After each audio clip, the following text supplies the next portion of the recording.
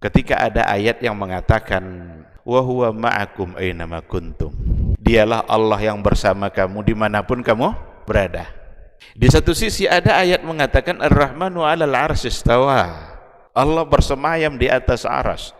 Ada bahkan banyak aliran-aliran dalam ilmu kalam yang menolak ayat ini, tidak siap untuk menerima bahwa ar-rahmanu 'alal 'arsy istawa, padahal ayat, maka ditakwil-takwilkannya lah. Kenapa mereka tolak? Kan ada ayat wa huwa ma'akum ainama kuntum. Ada lagi ayat lain wa huwa ma'ahum ainama kanu, dialah Allah bersama mereka dimanapun mereka berada. Bertentangankah ayat ini? Pasti tidak, karena datang dari Allah. Kecuali kalau datang dari selain Allah. Lau kana min indi ghairillah lawajadu fihi ikhtilafan katsira. Kalaulah dia datang dari selain Allah, pasti akan banyak pertentangannya. Tapi karena datang dari Allah, mustahil akan ada pertentangan. Bagaimana cara menjawabnya? Bagaimana cara menyatukannya? Satu bilang di atas, meninggi di atas hambanya, bahkan di atas arsy. Satu sisi dia bersama kamu dimanapun kamu berada.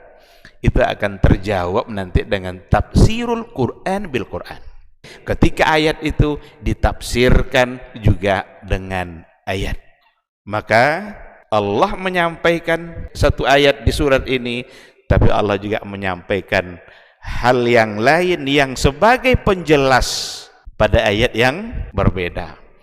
Maka penafsirannya dimulai dari memaknai kata ma'akum, bersama kamu. Yang bersama kamu itu apa? Apakah zatnya atau sifatnya?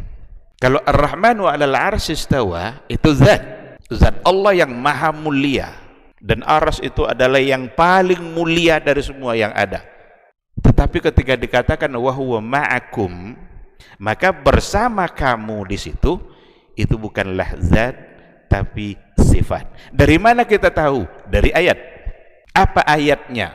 Ayat yang bercerita tentang Nabi Musa yang diperintahkan oleh Allah bersama Nabi Harun alaihi wassalam untuk menghadap Fir'aun. Idhaba ila Fir'auna innahu tagha. Hadapi Fir'aun itu, datangi dia, dakwahi dia, karena sesungguhnya Fir'aun itu telah melampaui batas. Lalu beberapa ayat berikutnya di bawahnya, inni ma'akuma asma'u wa ara, sesungguhnya saya bersama kalian berdua, saya dengar dan saya lihat. Berarti yang bersama Musa dan Harun zatkah atau sifat? Sifat. Ketika kita coba membaca ayat seperti ini namanya tafsirul Quran bil Quran, maka tidak bertentangan. Ketika dikatakan dia di atas arsy, itu zat yang maha mulia. Ketika dikatakan dia bersama kamu dimanapun kamu berada, tidak ada satu tempat pun di mana kita berada yang tertutup dari pandangan Allah Subhanahu wa ta'ala. Nah, oleh karena itu, ketika dikatakan dialah bersama kamu dimanapun kamu berada, berarti itu adalah ilmunya Allah, pendengarannya Allah, penglihatannya Allah.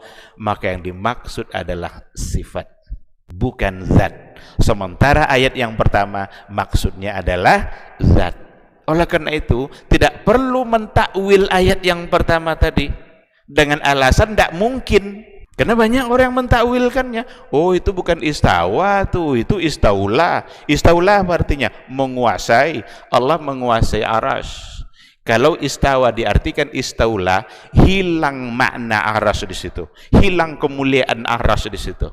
Karena ketika dikatakan istawa alal arsy, itu memberikan kemuliaan tersendiri yang ada pada arsy. Karena yang dikuasai oleh Allah bukan hanya arsy.